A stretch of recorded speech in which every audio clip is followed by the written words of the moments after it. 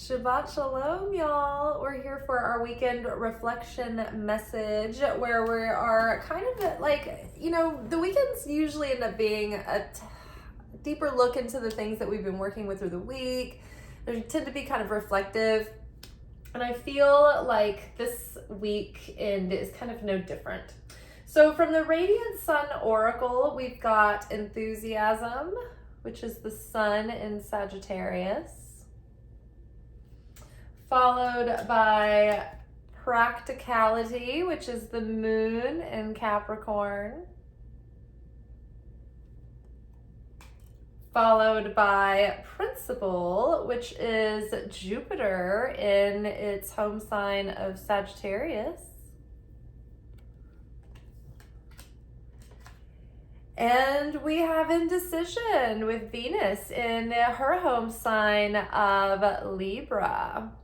Interesting. Clarifying our enthusiasm, we have the Empress representing Venus once more, so very exciting there. Clarifying the moon in Capricorn, we've got the Death card. Clarifying principle, which is the Jupiter in Sagittarius, we've got Nine of Swords reverse. And clarifying indecision, which is Venus in Libra, we've got Ace of Cups. Whee. So tonight is Purim, or the eve before Purim, I'm not sure, but it's related to Purim. This might be Purim. There was another word attached to it, but I don't know. I'm a beginner, and Purim isn't one of the Hebrew holidays that I've learned tons about yet.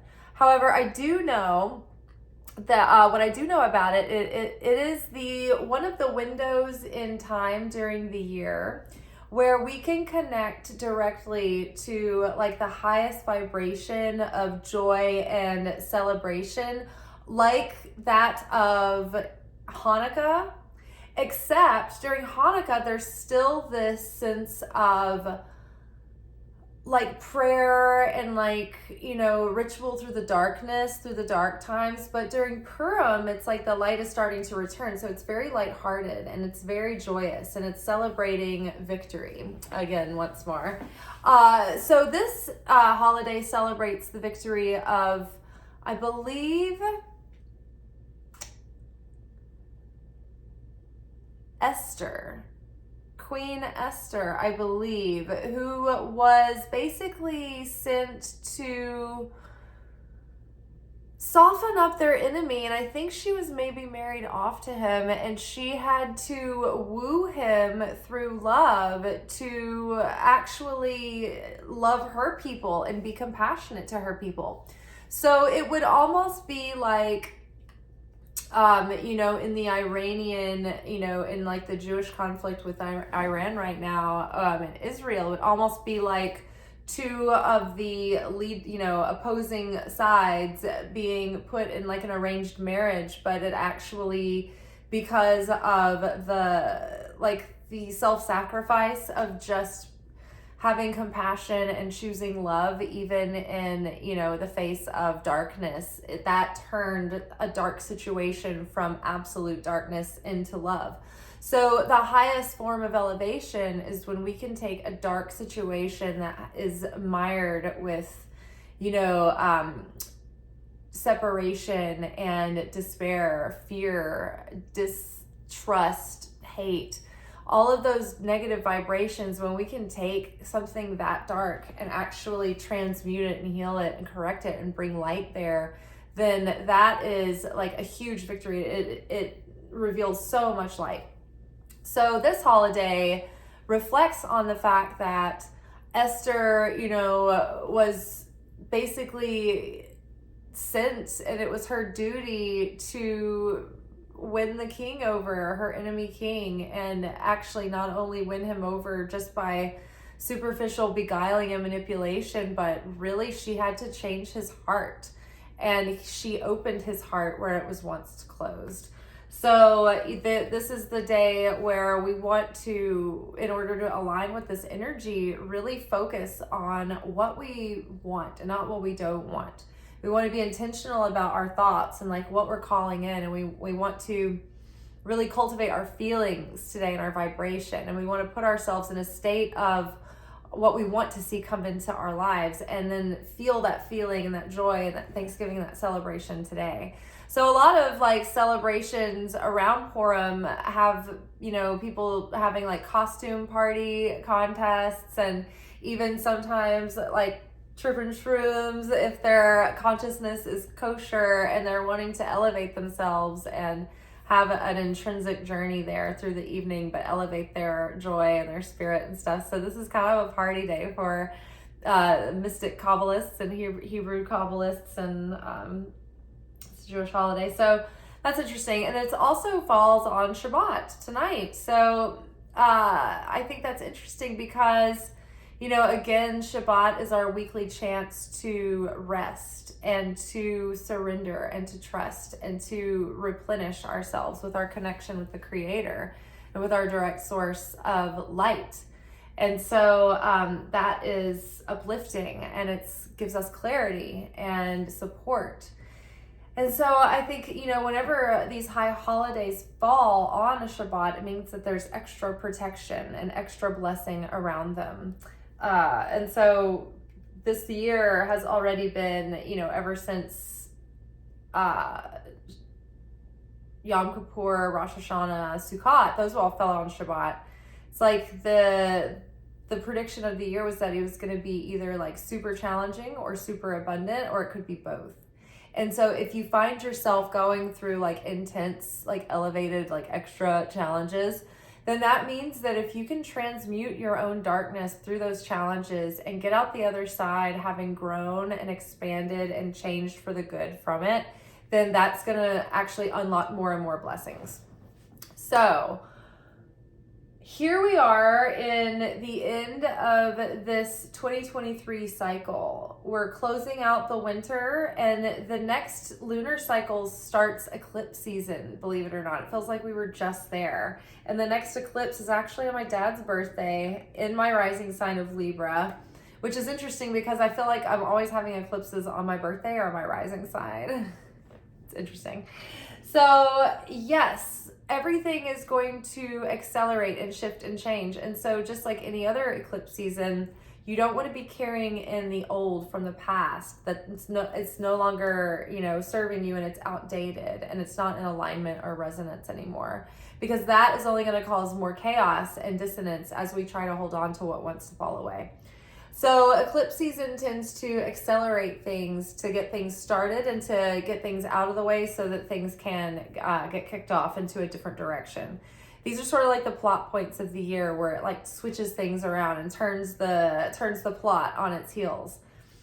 So right now, what I'm feeling about the Sun in Sagittarius with the Empress is that we have all this potential and all this ability to, project forward almost in a prophetic sense and see all this potential that we have here to create and to be abundant and to really have the embodiment of all the queens in the deck. Like, this is like the full package here. Also, the interesting thing about the Empress is that she's the perfect balance of feminine and masculine energy, and like the physical manifestation of that. Well, what's interesting is that Mars and Venus are conjunct right now, like crossing Pluto. So basically it's like our divine feminine aspect of self and the divine masculine aspect of self are coming into better balance and union within. This is like the sacred divine marriage.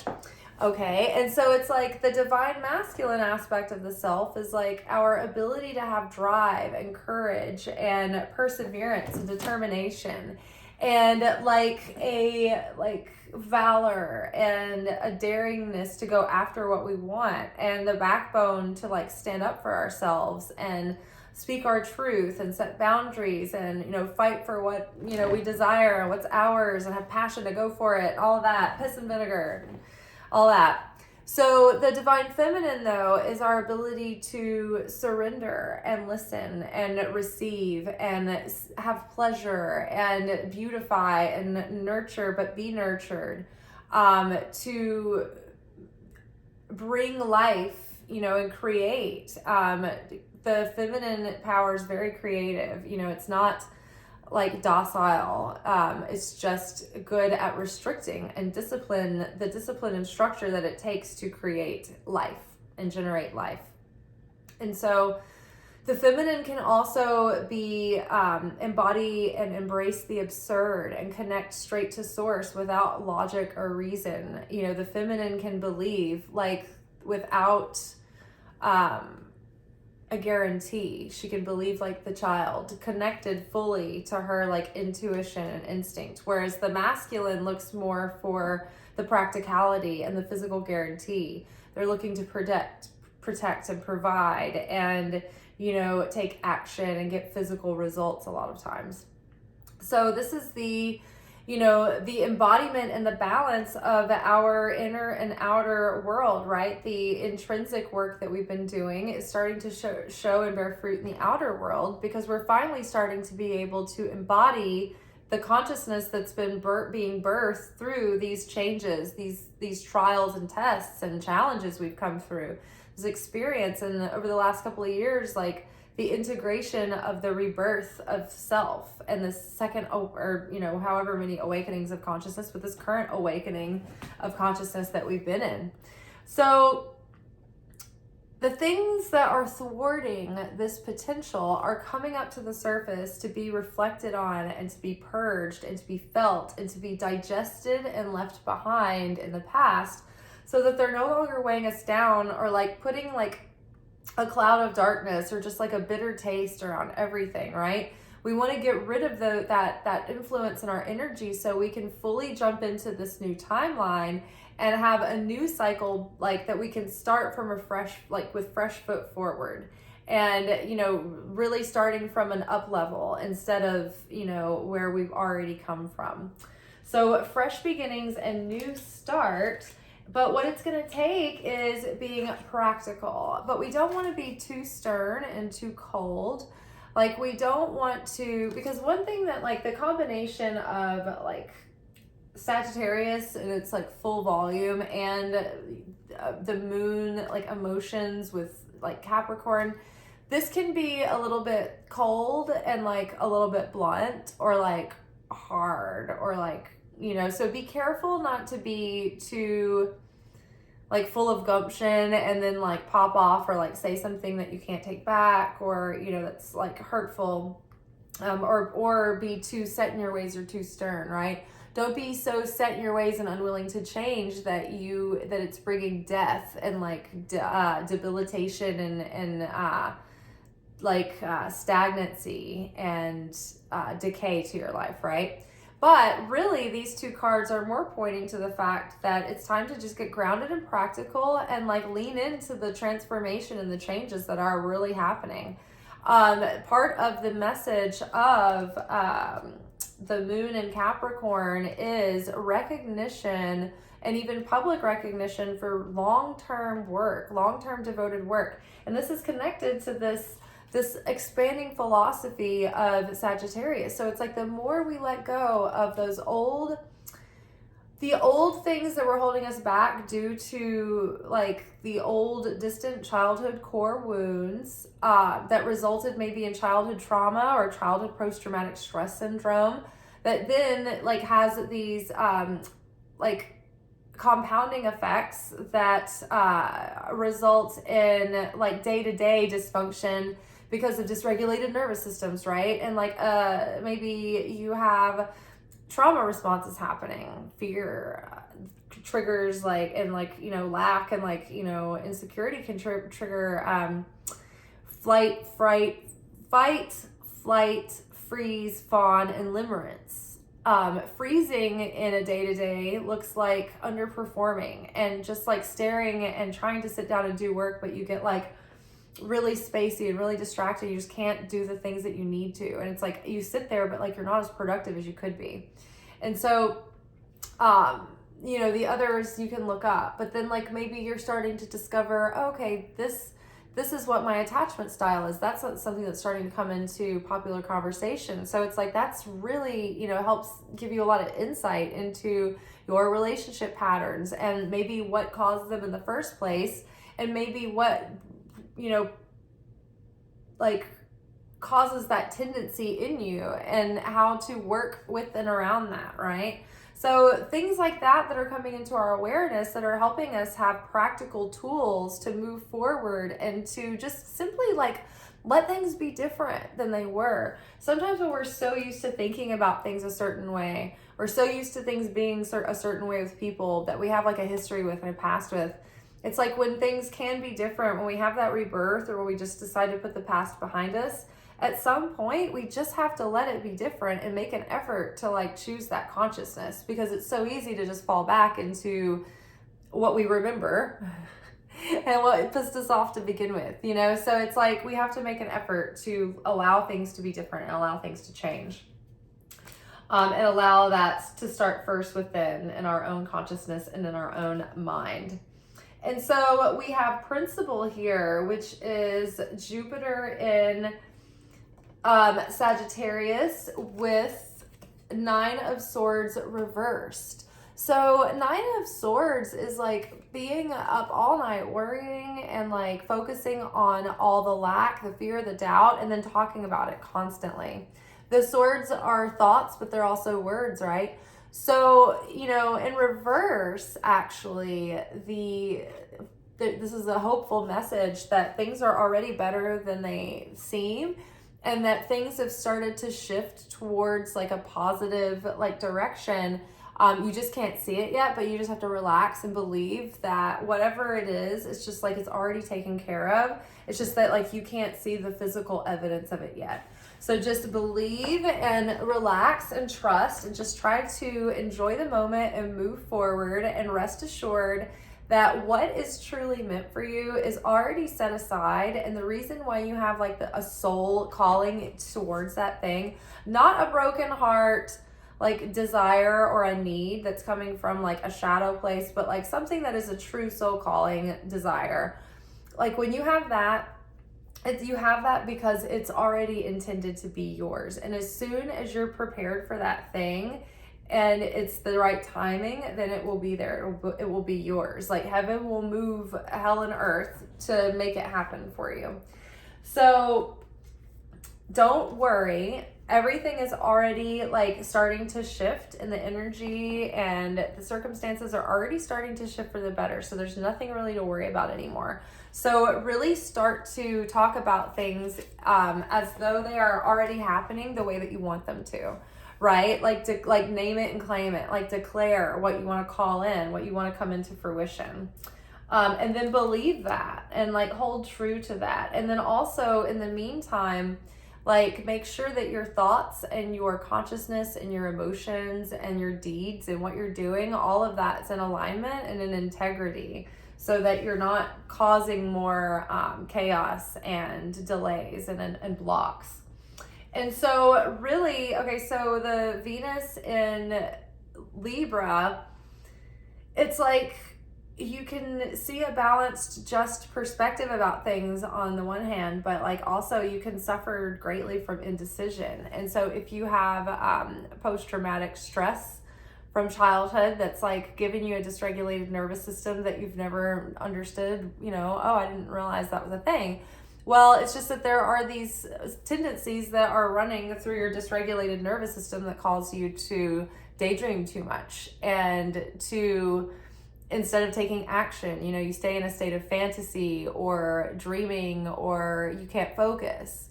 And so now it's just like, now it's about just being decisive and making up your mind to be disciplined, and to really just have the backbone to make decisions, and like just be like, to hell with it, like I'll take whatever consequence comes with this decision. Like every decision comes with like a cause and effect. And the reason why so many Libras and Libra risings have a hard time making decisions is because they can kind of like already sort of start seeing all these scenarios play out. right? And they can see the pros and the cons kind of equally. And it almost becomes like, it puts them in a stalemate, and they're in, you know, analysis paralysis, because they become afraid of making a mistake. And it's like, well, what if there weren't any mistakes? What if it was just like you just had to live with the fact that like decisions create storylines, and you end up living out that plot when you make that decision, and you have to accept what follows certain decisions, and you just have to accept that like you have to make a choice, otherwise you get nothing, right? So we don't know what the plot's going to look like. You know, sometimes it's six of one way, half a dozen of the other, right? Have you ever seen the movie Sliding Doors? So sometimes you just have to bite the bullet and make a decision and have the courage of your convictions, and once you've made them, stand firm in that. And then, you know, part of that is just deciding that this emotional renewal, like nothing is worth like closing off your vessel to receive the fulfillment that the light has in store for you. Like nothing is worth falling out of affinity with the light of the Creator. So nothing is worth like spoiling your consciousness, your mood, your vibration, your emotional state, like your feelings, like all of that is so valuable and worth protecting. And so you can't, like if you're in a state of affect consciousness, your feelings are at the mercy, and your consciousness and your vibration are at the mercy of the circumstances around you. But the more that you practice adopting a state of cause consciousness, then the circumstances don't change who you are and how you feel and what you're thinking. You can stay in a state of serenity and peace and joy and happiness, like regardless of the circumstances, regardless of what presents. So, you know, again, like if we have affinity with the light of the Creator, with our consciousness, where heart, soul, mind, and strength are aligned like that, you know, practicing that Creator consciousness, that cause consciousness, then we can start opening up as a vessel and aligning with those blessings, because we share resonance and affinity with the light. But when we start, you know, being reactive and affected by everything, and, you know, start behaving in such a way that we are in default setting, and we're no longer, you know, claiming our sovereign, you know, our cosmic sovereignty over our consciousness, and we're in an effect mode, then we're not in an affinity with the light of the Creator. We're not in our divine human state. We're in our lower animal base state, right? So, yeah, that's the practice this week and over the weekend, and what the full moon is helping us, you know, really get clarity around, and what we're releasing and what we don't want to bring forward into eclipse season. So over the next couple of weeks, that's where we're going to really start getting, letting go of a lot of that stuff that's been kind of holding us back, letting go of those old habits and those old thoughts and expired soul contracts and things like that, and just moving forward and thriving. All right, y'all, that is all for now. I am going to get off here and film our full moon workshop, so keep an eye out for that. Usually, you know, I'm not even going to say it. I was going to say something about the uploads for the full moon workshop, but I'm sure it'll just be, just be fine. It'll be lickety split. So I'll see y'all then. Ciao.